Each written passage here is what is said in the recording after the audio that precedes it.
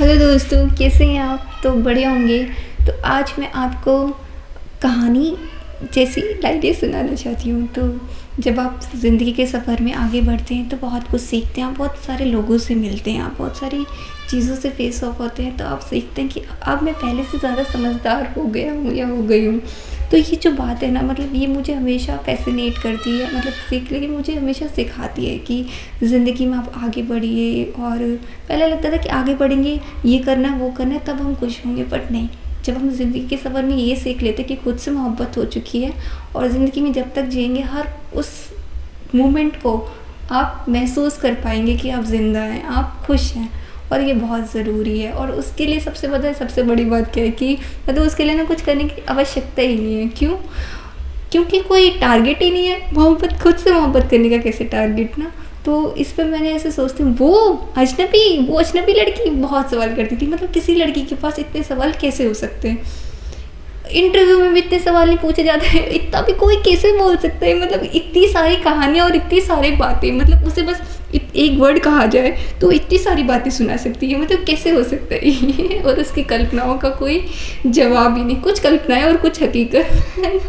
तो ये ज़िंदगी में सबसे खूबसूरत है। मतलब और कोशिश करिए आप ऐसे बनिए कि सिर्फ मोहब्बत देनी आती हो। जो जो आप कहीं से जाए ना तो सिर्फ मोहब्बत ही हो, मतलब बाकी कुछ ना हो। हम ज़िंदगी में से कहते हैं ना यार, ये जब हम अच्छाइयाँ बताने लगते हैं तो उसकी ना ज़रूरत ही ना पड़े कि मतलब हमने अपना बेस्ट दिया था। We are in a love and we are giving only with the love.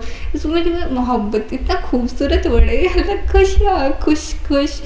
खुश रहने का सबसे अच्छा है कि आप ना ऐसा सोचे ही नहीं कि ऐसा होगा तभी हम खुश होंगे, वैसा होगा तभी हम खुश होंगे। हम खुश होंगे क्योंकि ज़िंदगी है। जैसे कि हम न्यूज़ पढ़ते हैं ना, मुझे बेहद दुखी होती है। मतलब खुश रहने के लिए और मोहब्बत देने वाले इंसान बनने के लिए ना किसी चीज़ की ज़्यादा आवश्यकता है नहीं। जैसे हमने सिर्फ बना दिए ना कहानियों में कि ऐसे ऐसे अगर ऐसे होंगे तभी, मतलब ज़रूरतों के लिए जिए।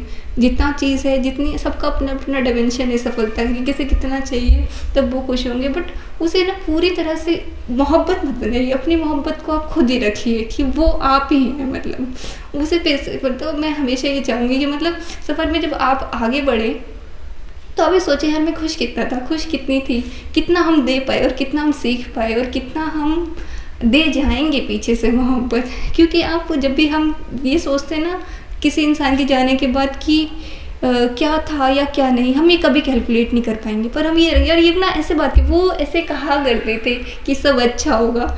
तो कौन कहा करते थे? कोई तो था ना। तो वो ऐसे ऐसे बातें किया करती थी। तो हम बातों में कितना कितना ज़रूरी है बातों का होना। मतलब तो फिर सबसे अच्छा उसमें रास्ता ढूंढिए मोहब्बत।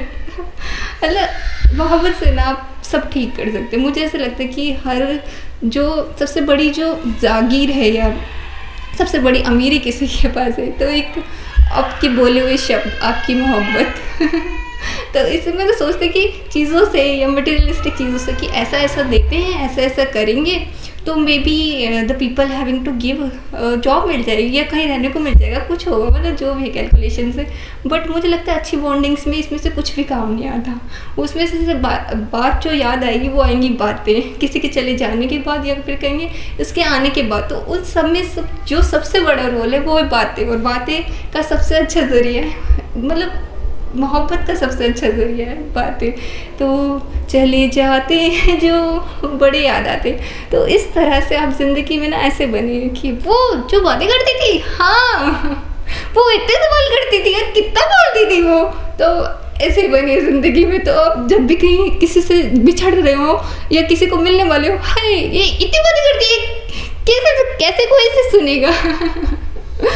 Thank you, I hope you like my words. It's no, कोई स्क्रिप्ट नहीं लिखी थी मैंने।